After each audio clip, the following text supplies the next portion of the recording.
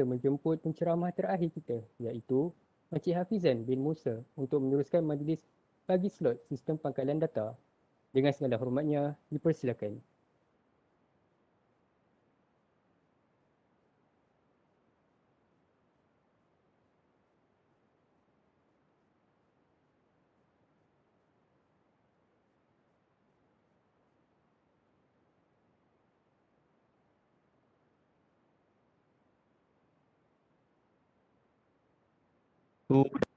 Petang semua.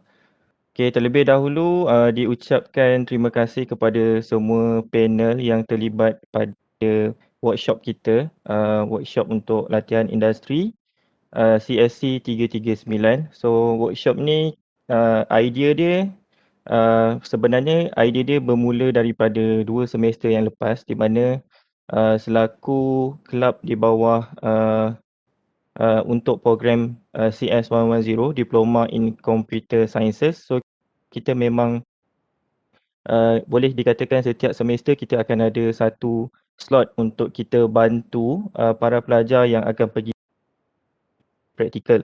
So apa yang akan mereka buat dan apa skop-skop yang akan mereka lakukan sewaktu mereka pergi intern. Untuk format yang baru, so pelajar akan mula untuk keluar ke industri-industri untuk intern ataupun untuk latihan industri bermula pada semester yang kelima.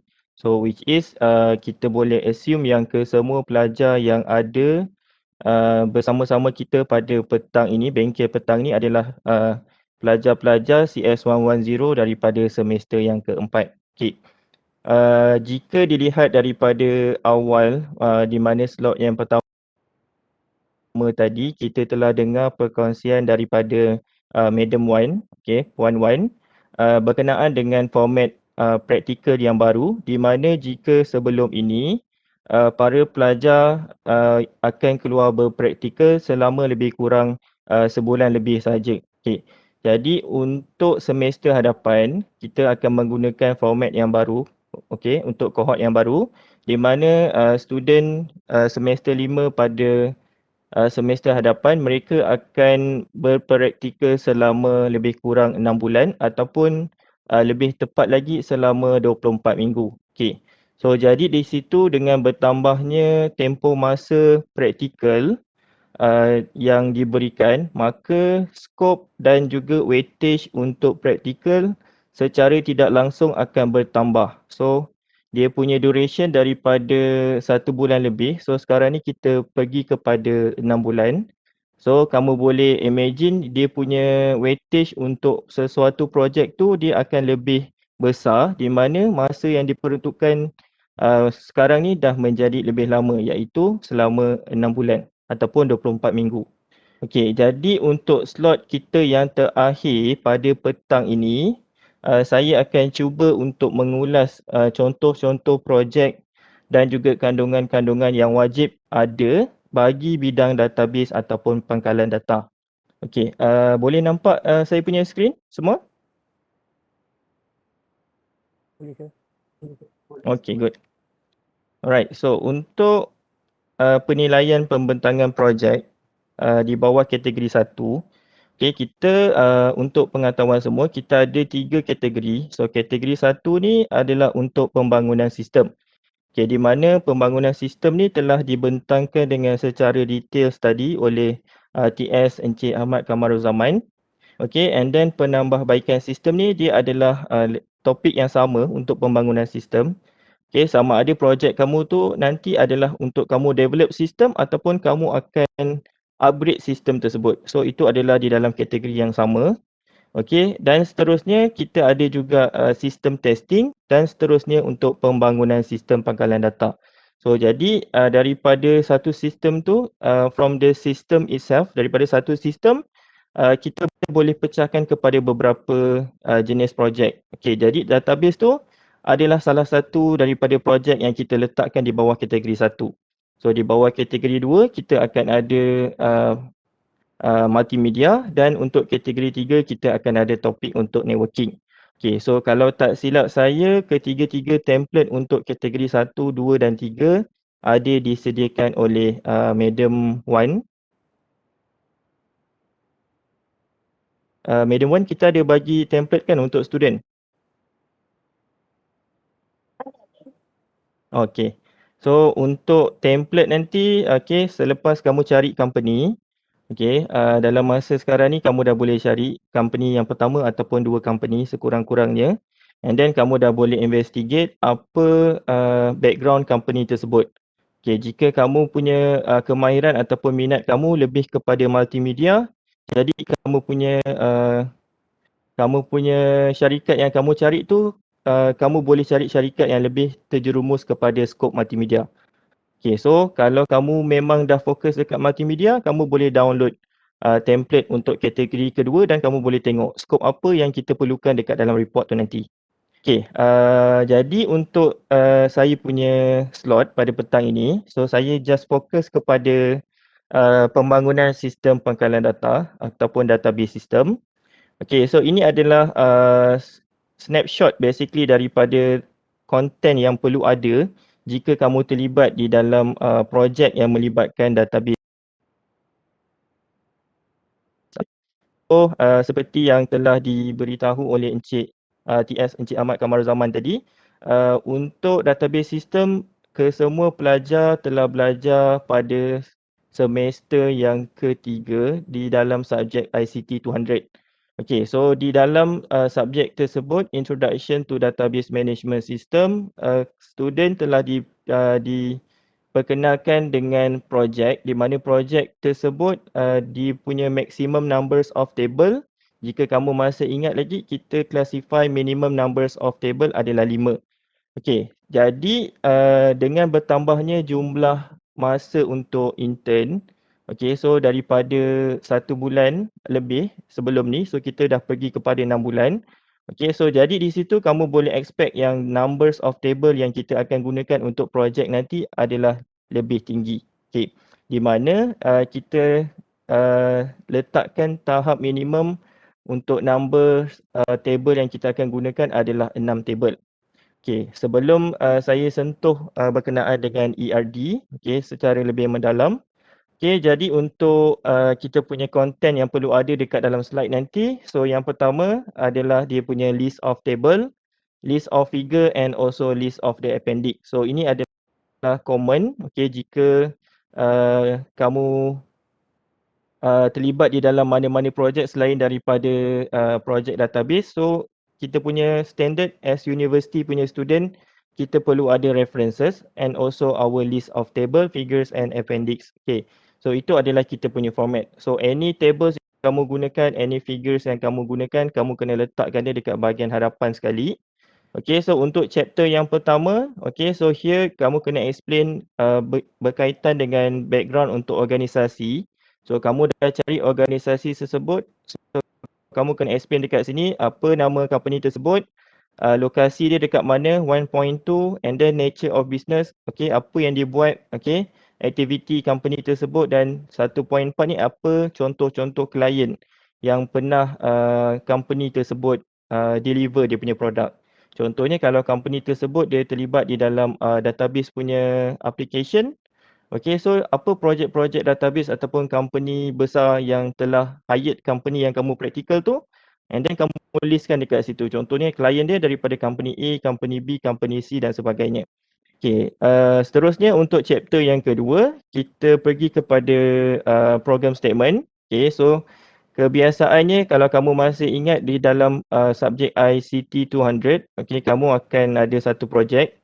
Okey, di mana rasanya tak perlu lagi saya terangkan secara detail apa yang kita masukkan dengan program statement, project objektif, project scope and also project constraint. Okey, cuma dekat sini sebelum kita start kita punya project, kita akan duduk dekat dalam company tu selama 6 bulan. Okey, so pada peringkat yang awal kamu patutnya dah tahu apa project yang perlu kamu buat.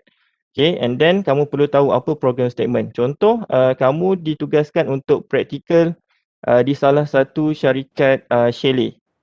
Okay, so chalet tu dia sebenarnya adalah chalet yang ternama, tetapi mekanisme yang digunakan untuk dia handle data dekat dalam dia punya transaction, daily transaction, bermaksud setiap hari ada klien yang akan sewa chalet contohnya, tapi data dia, pengurusan dia masih lagi menggunakan manual punya pengurusan. Okay, jadi kamu selaku student yang di-assign ke dalam syarikat tersebut, okay, so kamu kena come out dengan kamu punya sistem sendiri. So macam mana kamu nak pastikan data tu dia menjadi lebih sistematik. Okay.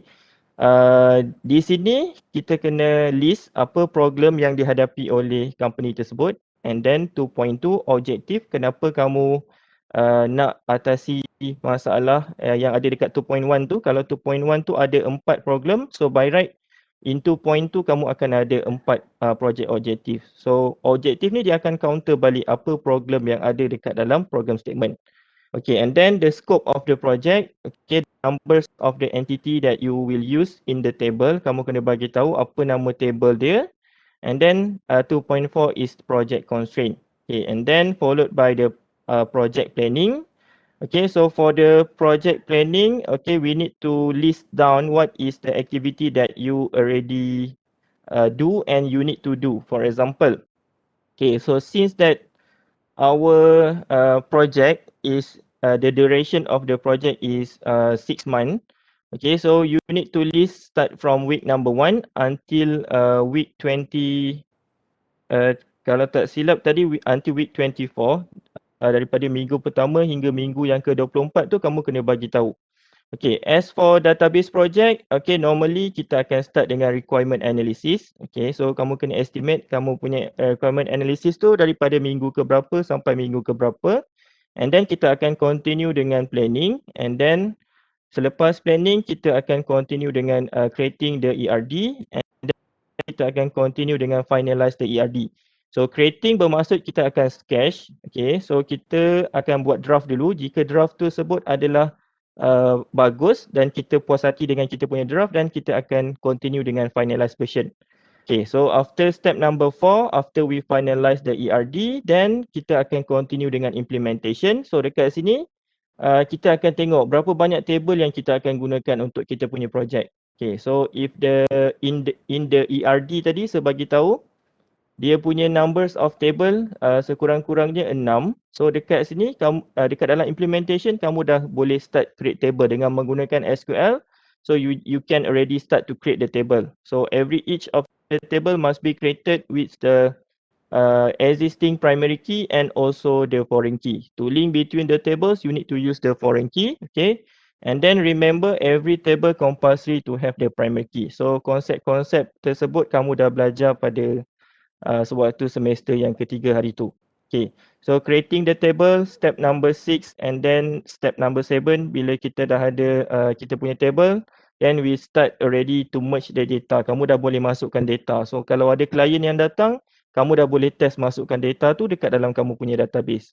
Okay, and then the last one is the testing process. Okay, kamu boleh gunakan SQL untuk try to select what is the data that you have in the table. Okay, kamu nak tengok berapa jumlah keuntungan yang kamu dapat pada hari ini. Contoh, berapa banyak keuntungan. So kamu boleh gunakan SQL. So all of the data must be go through to the testing process untuk pastikan yang data kamu tu memang valid. So kalau ada multiple table, kamu boleh gunakan select from multiple table untuk keluarkan data dan sebagainya. Okay, and the last one is the project deliverables. Kamu punya output, which is kamu punya entire project. Okay, so come back to the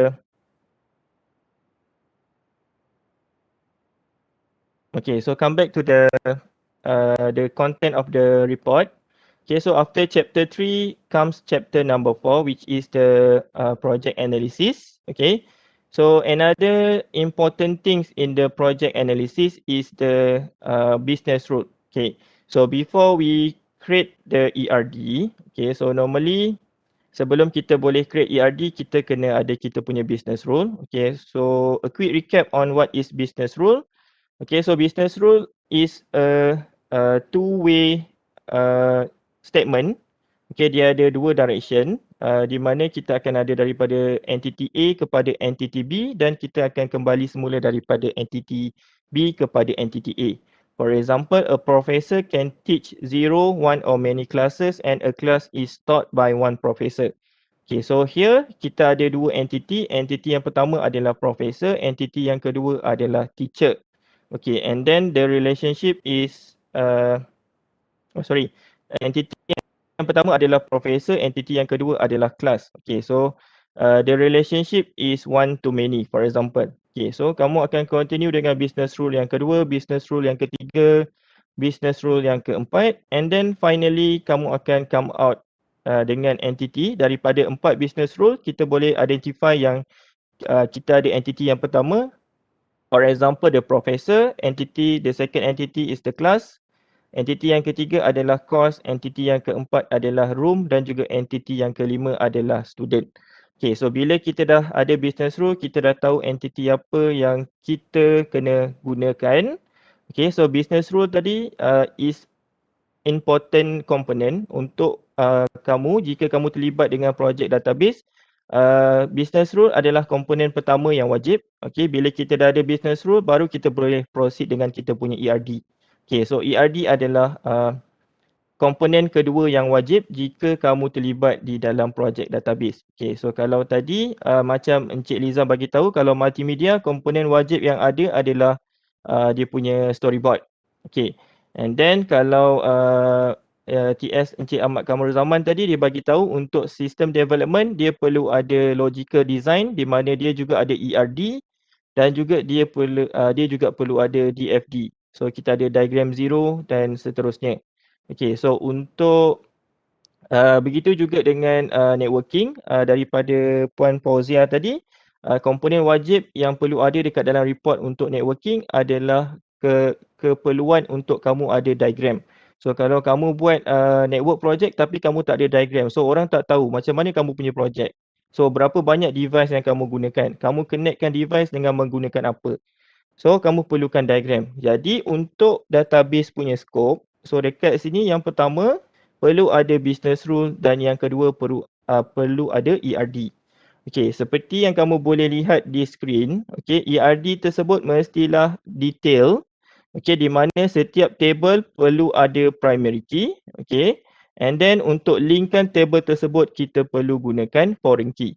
Okey. Di mana komponen untuk ERD, so kita akan ada entity, attribute dan juga relationship. So to link between the tables, untuk linkkan table yang pertama dan juga table yang kedua, kita perlu gunakan relationship. And then remember, perlu ingat setiap table kita kena buat dia punya attribute supaya data tu akan lebih bermakna. So kita ada banyak maklumat yang kita boleh simpankan dekat dalam kita punya data. Okay.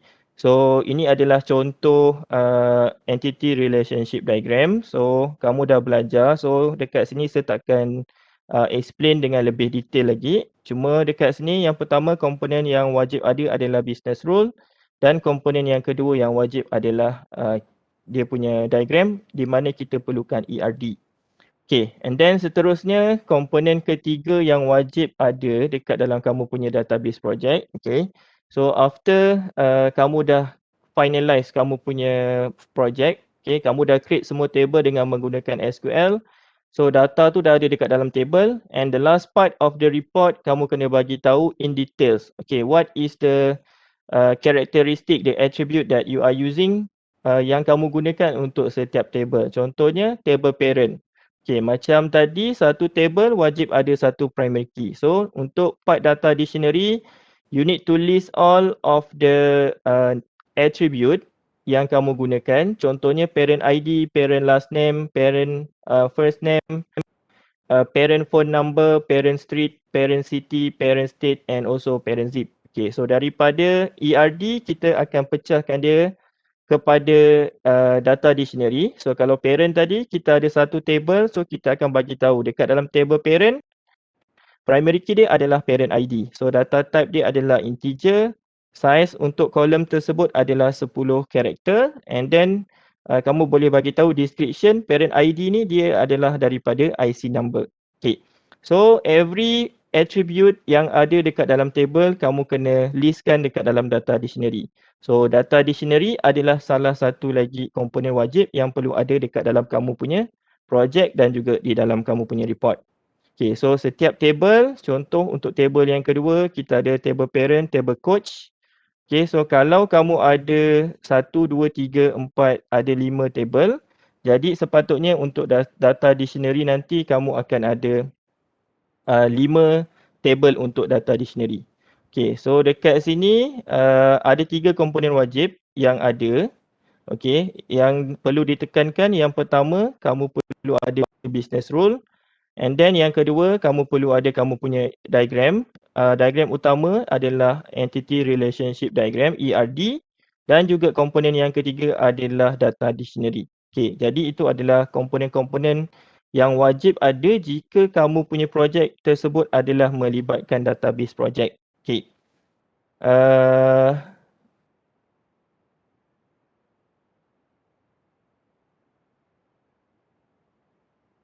Okay, and then after you have already come out with the data dictionary, okay, chapter seterusnya selepas kita dah selesai, kita dah dokumen kita punya details, kita punya project tadi.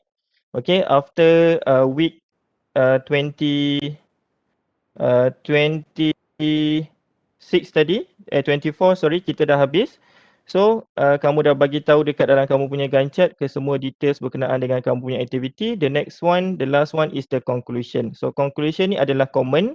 Okay, kalau kamu terlibat di dalam projek multimedia pun, of course kita kena tutup kita punya report dengan conclusion. If you are involved in a software development pun ada conclusion dekat sini. Begitu juga dengan database system perlu ada conclusion dekat bahagian yang terakhir sekali. Okay, so jadi untuk bidang projek di bawah kategori database system, yang perlu wajib ada dekat sini adalah kita punya business rule, kita punya ERD dan seterusnya kita punya data dictionary. Okey, cuma dekat sini diingatkan lagi sekali untuk pelajar yang akan pergi praktikal, sila pastikan jumlah table yang kamu gunakan untuk projek nanti perlulah sekurang-kurangnya 6 table. Okey, kenapa? Sebab kita punya format baru, kamu punya projek adalah selama 6 bulan, 24 minggu. Jadi dekat sini weightage dia kita tak akan terima untuk projek yang menggunakan bawah daripada 6 table. Jadi kamu perlu pastikan kita punya output tu mestilah minimum sekurang-kurangnya 6 table. Okey, so saya rasa itu saja daripada perkongsian untuk database, okay, which is kita punya slot yang terakhir. Okey, jadi di sini saya selaku satu daripada one of the penasihat untuk Kelab Sains Komputer Kompas ingin mengucapkan terima kasih kepada panel-panel kita yang sudi terlibat pada hari ini. Okey, para pensyarah tadi. Yang pertama kita ada Encik Lizam, yang kedua kita ada TS Encik Ahmad Kamaruzaman dan yang ketiga tapi Puan Safura dia tak dapat sertai bersama-sama dengan kita pada hari ini disebabkan dikatakan dimaklumkan beliau ada masalah kecemasan. So beliau tak dapat untuk menyertai kita pada hari ini, pada petang ini. Dan seterusnya kita ada Puan Fauzia.